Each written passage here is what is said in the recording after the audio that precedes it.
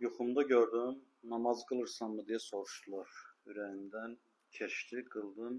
Bu gün də görmüşəm ki, hicab dayamaq ürəyimdən keçmir. Bu nə deməkdir?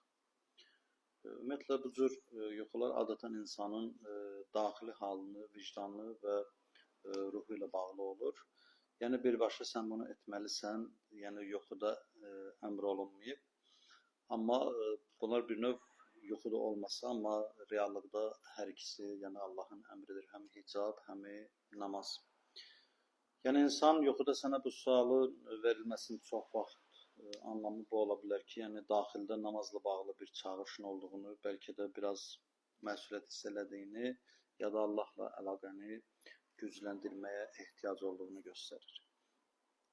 Sənin ürəyindən isə qıldım keçməsi o deməkdir ki, daxilində namaza qarşı tam bir inkar yoxdur. Əksinə bir yaxınlıq var və bunu sən dərk eləmsən, öz namazına başlamısan, xoşsan halına. Özünü hicabda görmək isə, yəni bu daha insanda həya, təmizlik, qorunma, Allahın yoluna yönəlmə, daxildə gizli bir istək.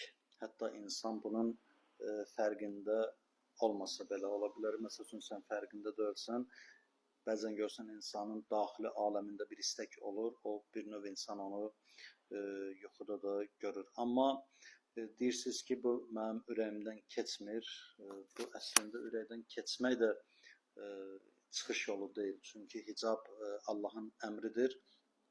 İnsan bunu yerinə yetirməlidir. Ola bilər ki, nə zamansa fikirləşirsən ki, ürəyimdən keçəcək, bir də görürsən ki, həmin vaxtı gec ola bilər və insan Allahın əmrindən boyun qaçırmış olur və sanki boynunda Allahın bir haqqı olaraq dünyadan köçür və insan öz qəlbindən keçəni yox, insan Allahın ona hökm elədiyini üstün tutmalıdır.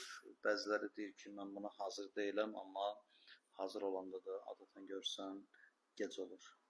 Quran ki, nəyi vacib buyurubsa, bunlara itaat eləmək lazımdır. Allah da nə deyir? Deyir, zamanında gəl mənə tərəf. Zamanında gəlməsən, səni deyir, yaxınlarının çiynində gətirərəm özümə tərəf, amma o gəliş, yaxşı gəliş olmayacaq. Adətən həmin o zaman ki, sən istəyərsən, qalxın, nəsihət qəbul eləyin, amma həmin vaxtı nəsihət qəbul eləməyin və mümkün olmadığını və qalxmağın da qeyri-mümkün olduğunu insan görəcək.